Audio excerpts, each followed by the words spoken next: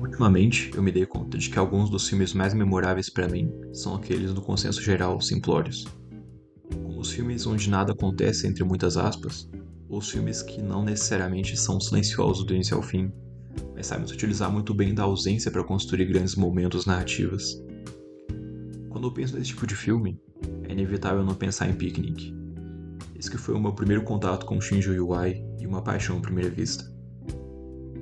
Aqui nós temos algumas almas peculiares que passam a viver em uma espécie de instituição para doentes mentais, inteiramente cercada por um muro. Apesar da estranheza que muitos possam ter da obra, eu não pude deixar de pensar nos paralelos que ela possibilita com a vida de quem assiste. O fato é que muitas são as obras que levam a pensar a vida de outra forma com riscos e jornadas. Nesse contexto, o Piquenique traz à mesa o pensamento de que estar fora de um hospício com muros altos não significa a plena liberdade acompanhada de realizações individuais. Na verdade, é ao sair dos muros físicos e se desprender dos medos que o ser humano se dá conta do quão cercado ele vive por outros muros. Talvez invisíveis, impalpáveis, mas tão concretos quanto qualquer um que se vê do lado de fora de um edifício. Pensar nessa linha imaginária que marca o fim do muro e a proibição de ir além, ela soa distante e tentadora para qualquer um de dentro. Uma barreira para nunca transpassar. Um limite que é aceito pela rotina de uma sociedade do trabalho, cansaço excessivo, onde o sonho que mais grita é o de estabilidade e moradia, constância, descanso, garantia. E é claro, sendo alegórico aqui, talvez o maior medo não seja o da perca ou instabilidade por detrás da cúpula fora, mas talvez seja o de encarar o mundo de peito aberto sem barreiras, perceber que por fora das grades ainda há uma imensa busca por propósito. Um dilema talvez infinito, talvez necessário para apontar a direção do próximo passo em sequência. É no fim esperançosa e ao mesmo tempo assustadora a ideia existencialista da existência precedendo a essência.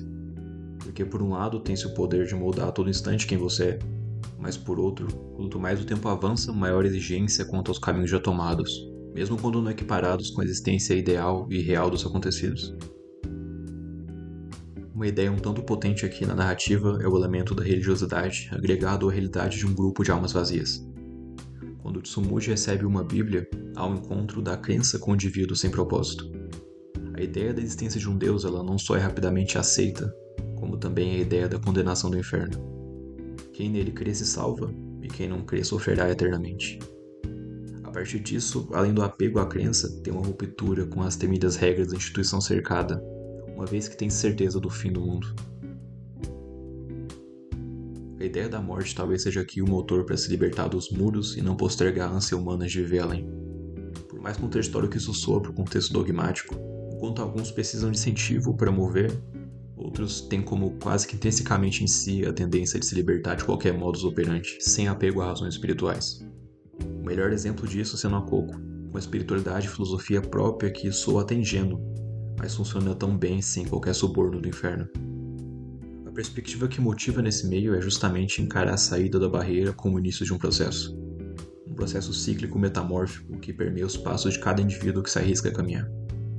E é se arriscando nessa ação inicial que, junto com o incerto, há as paisagens mais encantadoras, mesmo que no fim a queda possa estar em qualquer esquina. Alguns versos quase que instantaneamente me vieram à mente pensando em Picnic. Os muros e as grades nos protegem de quase tudo, mas o quase tudo quase sempre é quase nada, e nada nos protege de uma vida sem sentido. Esse trecho de muros e grades da banda Engenheiros do Havaí é mais do que pertinente no contexto, tendo em vista que além dos sentidos simbólicos que o muro possa ter, no fim ele estabelece uma ideia de proteção, separando o ser de tudo que está lá fora. Isso encaixa muito bem em Picnic, uma vez que os personagens do filme, com exceção da Coco, se mostram resistentes à ideia de passar além do muro. Não só pela proibição e punição, mas também pela proteção que a estabilidade lá dentro fornece. Mesmo sendo um lugar ruim, é como se uma parte de si gritasse para se manter em um ambiente conhecido e previsível, ao se arriscar em um desconhecido potencialmente pior. E saindo de fato dos arredores, o muro implacável mostra-se como essa ausência de propósito ilustrada nos versos. Um muro o qual andamos até o fim em cima dele. Ele não separa, mas conduz a lugares e cabe a nós continuar caminhando, um passo de cada vez.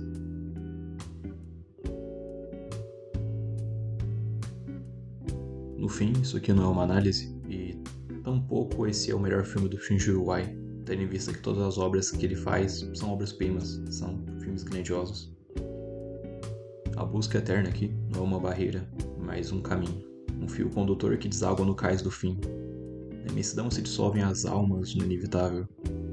E aqui temos a palavra de Coco mais vívida do que nunca. Para nós, o mundo começa ao nascermos. Talvez o fim do mundo seja de fato a nossa morte.